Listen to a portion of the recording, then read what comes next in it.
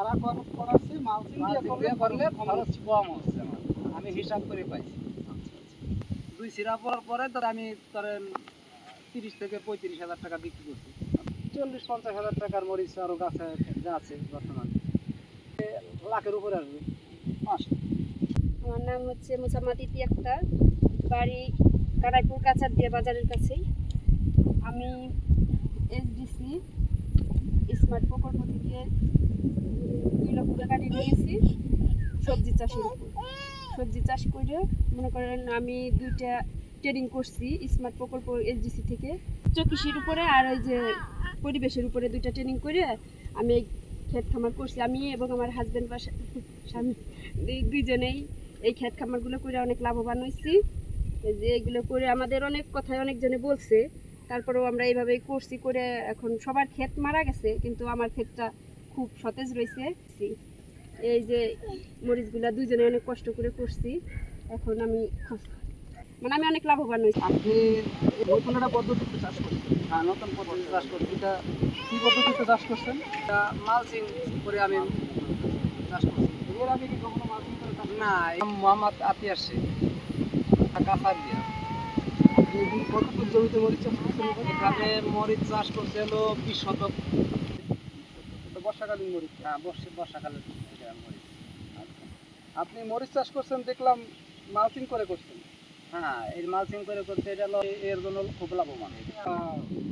কোন প্রকল্প থেকে আর কি আপনাকে এই পদ্ধতি শিখাইলো? এসডিসি স্মার্ট প্রকল্প থেকে। আচ্ছা, তো আপনি এখানে কি ওইখানে কি ট্রেনিং পাইছেন আপনি? হ্যাঁ, ট্রেনিংয়ে বলছে আপনারা আমাদের পদ্ধতি মতো ক্ষেত করেন, লাভবান হবে। এবং আমি আপনাদের প্রদর্শনীয় অফিসে আমি মালচিং ক্ষেতটা করছি। তো এই মালচিং করছেন আপনি টোটাল 20 শতাংশ জমি। 20 শতাংশ জমি। এছাড়াও আর কোথাও মরিচ চাষ করছেন? না, এছাড়া আর কোন জায়গা করি না। এর আগেও আপনি মরিচ চাষ করতেন? হ্যাঁ, চাষ করতাম আমি। কত বছর ধরে আপনি মরিচ চাষ করেন? আমি মরিচ চাষ করি আজ থেকে প্রায় 12 বছর। 12 বছর ধরে এই বর্ষাকালে মরিচ চাষ করেন? হ্যাঁ, চাষ করি। তো আপনার ফলন কেমন হয়? ওটা একটু কম হয় ফলন, ওটার চেয়ে এটাই ফলন বেশি হয়েছে। ফলন কেমন বেশি পেয়েছেন? কি পরিমাণ বেশি পেয়েছেন? ধরেন 50% বেশি, অর্ধেকের বেশি অর্ধেকের বেশি। ফলন আছে। আর কি মনে হয় ভাই, মালচিং এ তো খরচ অনেক, তাই তো?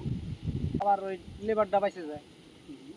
যে টাকা লেবার লাগে হিসাব করতে গেলে মালচিং এর খরচ আরো কম লাগে। লেবার কেন লাগে? লেবার লাগে ধরেন মালচিং ছাড়া যদি আমি করি তাহলে হয়তো আমার লেবারদের নিরাল লাগবে, মরিচের গাছ খোসার লাগবে, মাটির লাগবে, ঠিক আছে? ওই খরচটা আমার লাগে নাই, একবারে লাগছে। তাতে আমি হিসাব করে দেখছি ওটা আর চেয়েও কম খরচ মালচিং, ঠিক আছে? মালচিং এ আপনি বলতেছেন মালচিং ছাড়া খরচ করাচ্ছি, মালচিং দিয়ে করলে খরচ কম হচ্ছে আমার, আমি হিসাব করে পাইছি। তো এই মালচিং করার ফলে আসলে আপনার এই গাছের সুবিধা কি হয়েছে? মালচিং করার ফলে সুবিধা আপনার গাছটা হবে না, এই গাছের পোকামাকড় কম লাগবে, ঠিক আছে? পোকা এবং তো স্প্রে পোকার এবং একবার স্প্রে করছি আর দ্বিতীয়বার কোনো স্প্রে করিনি। আচ্ছা, হয়তো অনেক মরিচ বেচছি, ঠিক আছে? আর এ পর্যন্ত- এখনো আমি পোকার ওষুধ দিই নাই খাতে। এ পর্যন্ত আপনার জমি থেকে আপনি মোটামুটি কত টাকার মরিচ বিক্রি করছেন? এই তাতে 20 শতাংশ থেকে? এই 20% থেকে ধরেন আমার তো 20 মরিচ দেয় এবং তো দুই সিরা পড়ছে। আপনি অলরেডি 35-40 হাজার টাকার মতো মরিচ বিক্রি করছেন। আর এখন আপনার যে গাছে যে মরিচ আছে এখন পর্যন্ত ধরা, এগুলো কত টাকার মোটামুটি বিক্রি হবে? তাতে 40-50 হাজার টাকার মরিচ আরো গাছে যা আছে বর্তমানে। এরপরে আবার ওই যে সাজাইছে, নতুন সাজাইছে, এটা তোলার পরে 15 দিন পরে আবারও মরিচ আসবে। 15 দিন পর পর একটা করে সাজ বড় হয়। আচ্ছা, আনুমানিক আপনার এই ক্ষেত থেকে এই সিজনে কেমন টাকা আসতে পারে? তাতে লাখের উপরে আসবে, মাসে এই লাখের উপরে আসবে। আপনার এই যে আপনার সাথে আশপাশে যারা মরিচ চাষ করছে তারা কি মালচিং দিয়ে করছে না মালচিং না, তারা মালচিং ছাড়া করছে এবং কি তাদের গাছ মারা হবে। তারা যে মালচিং ছাড়া করলো আর আপনি মালচিং দিয়ে করলেন, কেন করলেন আপনি? তারা তো সবাই মালচিং ছাড়া করতেছে, আপনিও শুনলাম এতদিন মালচিং ছাড়াই করছেন, তাহলে এখন আইসা আবার আপনি মালচিং দিলেন না, তারা দিল না, তাতে সমস্যা বা পার্থক্য কি আছে? এখন সমস্যা, আমি তো সমস্যা নিজেই দেখতেছি যে মালচিং এর গাছ টিকে রয়েছে এবং মালচিং ছাড়া যারা লাগাইছিল তাদের গাছ মারা গেছে। কেন এখন আর হয়েছে?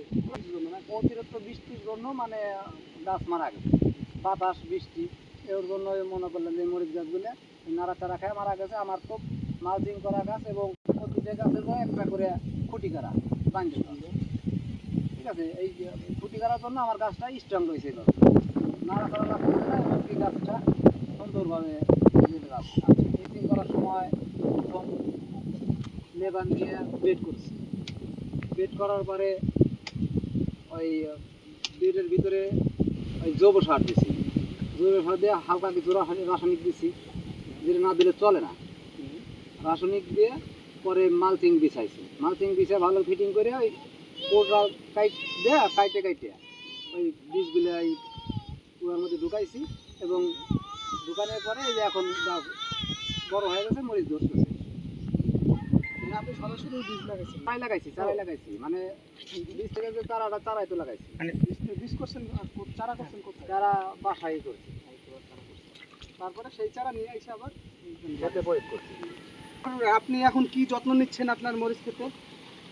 এখন যত্ন নিচ্ছি, গাছ চড়া করতেছি এবং এখন এদের পচা লাগছে, এর ওষুধ দেবো, এটা দিলে পরে আমার গাছটা আবার সুন্দর থাকবে। এবার সারের কোনো প্রয়োজন নাই, যে গাছের যে পরিস্থিতিতে সার তো এখন চলে না, রাসায়নিক সার চলে না, এখন এভাবেই খুব চেতন আছে। আর ভিতরে যে সারগুলো দেওয়া ওগুলি খাওয়া সারতে লাগে না, ওটা তো বাইরেতেছে না, ওটা এক জায়গায় পড়ে রয়েছে। এই গাছটা নিচে মালচিং করার জন্য আয়নার মতোর আলো, ওই আলোর জন্য এই গাছের নিচে যে পোকামাকড় থাকে এই তাপে পোকামাকড় হলো সরে যায়, বনাম গাছটায় স্প্রে কম লাগে।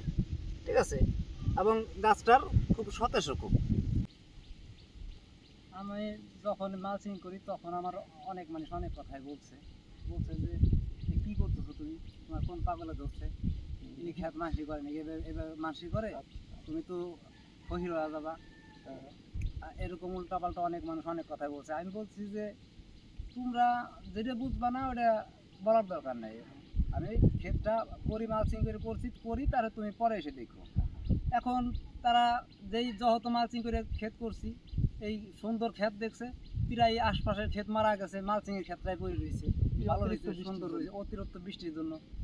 তাই এখন তারা এসে আমার কাছে বলতেছে যে আমরা এই ক্ষেত করবো, আর 5-7 জন আমার কাছে আইছিল যে আমার বাড়ির পাশের লোকই মরিচ দেখে তারা তো এমনি টাসি খেয়ে গেছে, যে আমাদের ক্ষেত মারা গেছে, তুই ক্ষেত করছিস কি? পরামর্শ আমার কাছে নিচ্ছে এবং কে আসে, এখন যেই দেখে বলে যে কীভাবে কী করছিস, আমার এখন তোর পদ্ধতি শিখাই দিস, যে ক্ষেত করছিস তুই পুরস্কার পাস। আচ্ছা, এসডিসি কে অনেক ধন্যবাদ আমাদের পাশে থাকার জন্য, আমাদের অনেক হেল্প করছে, সেই কারণে ওনাদের কাছ থেকে আমি অনেক হেল্প পাইছি, তার জন্য অনেক অনেক ধন্যবাদ। আমি চাইবো যে আমাদের মতো সবাই এসডিসির কাছ থেকে হেল্প নিয়ে এর থেকে ক্ষেত খামার করার চেষ্টা করেন, যাতে অনেক লাভবান হতে পারে।